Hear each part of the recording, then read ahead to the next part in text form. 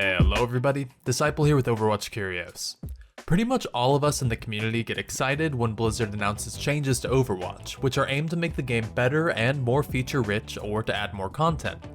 We always enjoy the prospect of new heroes, maps, events, and game modes, but sometimes smaller changes can have serious impacts and improve the overall experience just the same. Let's take a look at some of the new, upcoming changes to Overwatch and figure out how each one is going to help us enjoy Overwatch just a little bit more.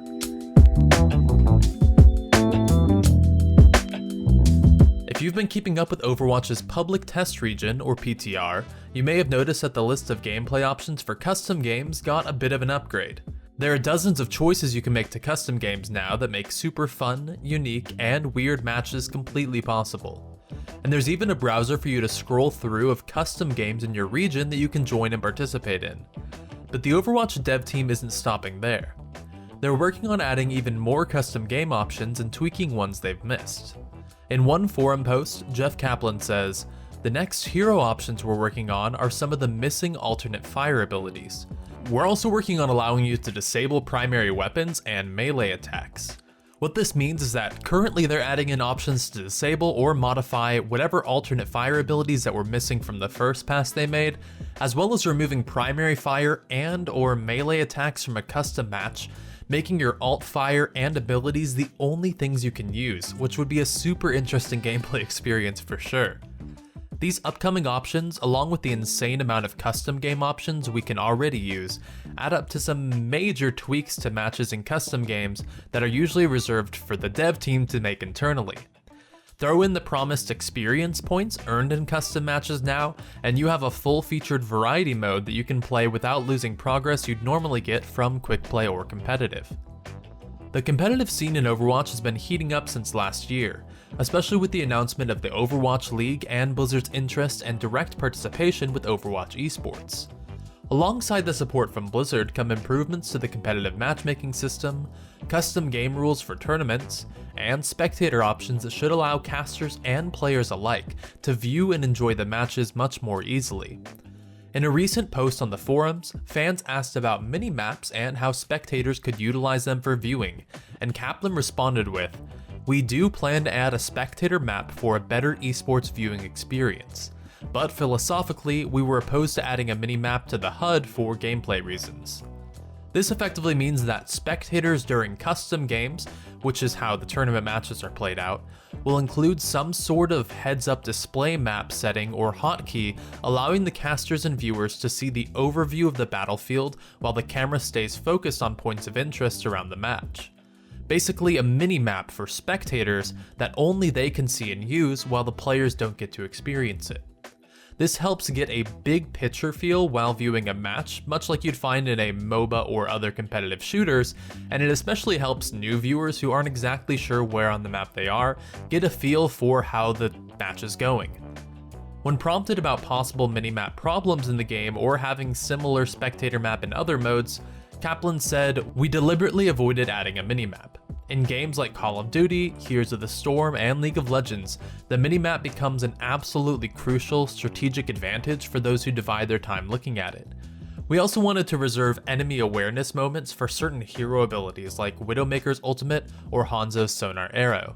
So this little feature will have a huge impact only in custom games and in tournaments, but it should definitely help out the competitive scene quite a bit.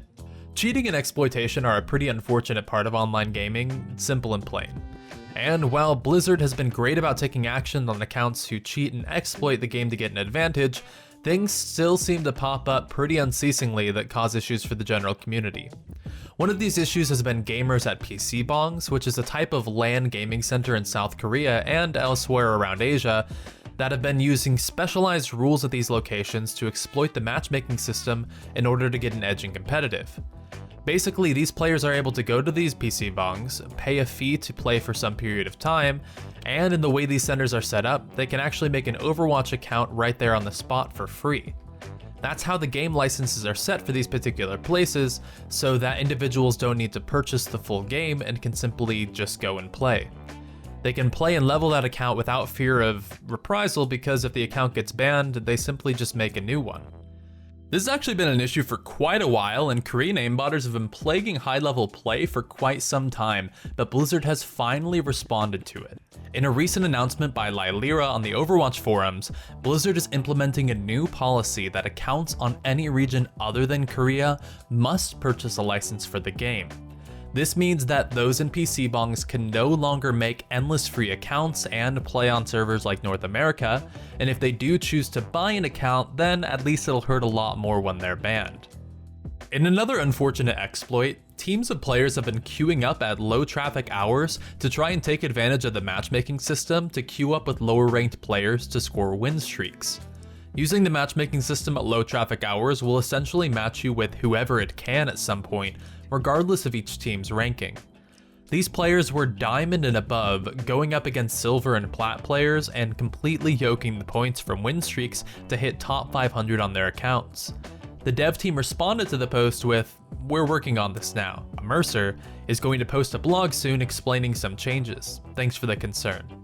This is pretty great news considering the hassle it creates for players who are legitimately using the system to try and play others of similar rank who don't necessarily want to face someone a couple tiers above them during low traffic times. What exactly these system changes are, we don't really know yet, but Blizzard does have a track record of dealing with issues like these across its other franchises, so hopefully they'll be successful here. They've just made changes to Hearthstone in the exact same vein, when high legend players were getting matched up against players of much lower rank, and they've increased queue times to try and work around this. Map imbalance, especially in competitive play, is a serious issue for players, and they've been very vocal about this in the past. Eichenwald balancing has been a hot topic since its release on the PTR, and we all know that the map absolutely favors the defensive team at all three of the tight choke points on the map, particularly the gate that closes once the attackers are through it. Jeff Kaplan hit the forums with some PTR patch notes about how the map is changing to help balance it out a bit. From the patch notes they read, a second gate no longer closes after the payload passes through the castle doors. Instead, rubble from the damaged doorway partially blocks the entrance. Once the offensive team gets through the castle entrance, the map becomes very heavily stacked in the defense's favor. This change will give the offense more entrance options, which should improve the map's overall balance. Now this may seem like a small change, but it's actually pretty huge in terms of how the map is played from the attacker's perspective. You now have a third, much more direct approach to enter the castle, which is exactly what that choke point needed to give an attackers an edge that was sorely missed. And now that there's much more room to move through, it means that your enemy's area of effect denial abilities won't be nearly as important, and you should have a lot more freedom of movement moving in.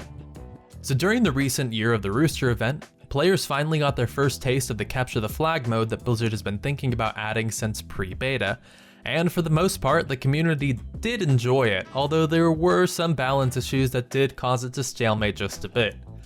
Simply put, Kaplan says that the mode will return, and it'll be live alongside the custom game browser.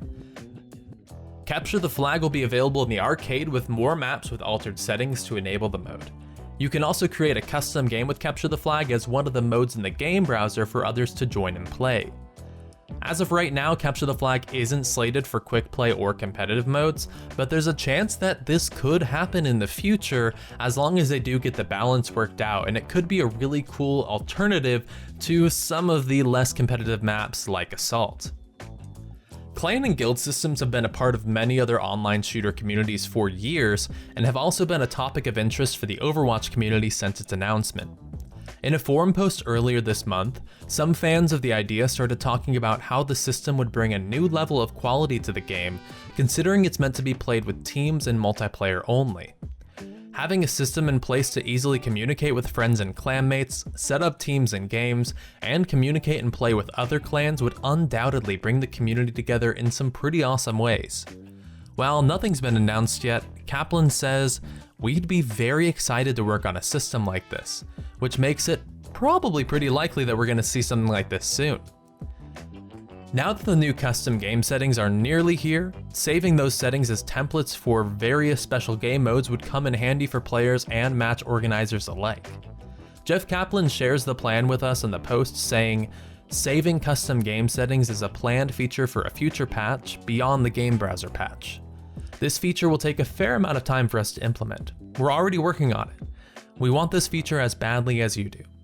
With all the settings you can choose from, it would be a serious hassle to have to go back through all of them every time you wish to bring back that particular mode, and it could make it very, very cool to share your special game modes with other people, and maybe they'll even catch on and have their own little community built up around them, just like StarCraft or Warcraft custom game modes did back in the day. Thankfully, we should be seeing this quality of life feature sooner than later on the PTR. Finally, the highlight system is about as close to a replay system as we've got for now, and many players have been begging for a way to directly save their highlights on their machines without having to have some special recording software or devices. In the past, Kaplan and crew have stated that it's something they want to do and are looking into, but now we actually have confirmation it's being worked on. The post reads, "We've made significant progress on this feature. We're still working on it and we don't have an ETA yet." So while we don't know when, the feature is finally coming. Players can use this to help adjust their gameplay and learn, to post videos in higher quality on their favorite VOD site like YouTube, or submitting it to us here gaming Curios, or to show off to their friends and fellow players. Not all the changes have to be huge, game-altering patches or new heroes to really make a difference. These upcoming changes are just some of the quality of life and feature additions that aim to take Overwatch from a fun title to a super feature-rich, high-quality game. I hope you guys enjoyed this video, and don't forget to subscribe if you want to see more videos in the future.